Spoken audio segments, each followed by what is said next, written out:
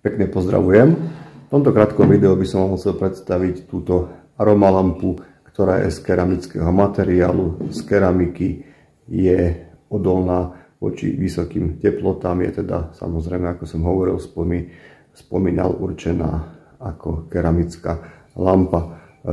Ten dizajn tej lampy je nízky, široký, s dostatočne veľkým priestorom, s dostatočne veľkou nádobkou na vodu, ktorá nám vydrží dlho.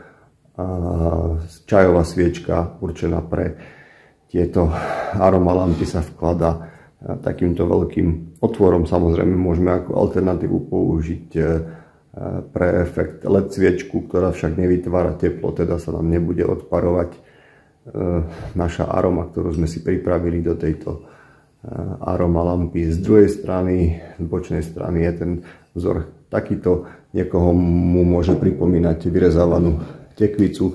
Vďaka týmto tvarom vrhá tá lampa veľmi pekný tieň, veľmi pekné tiene do okolia.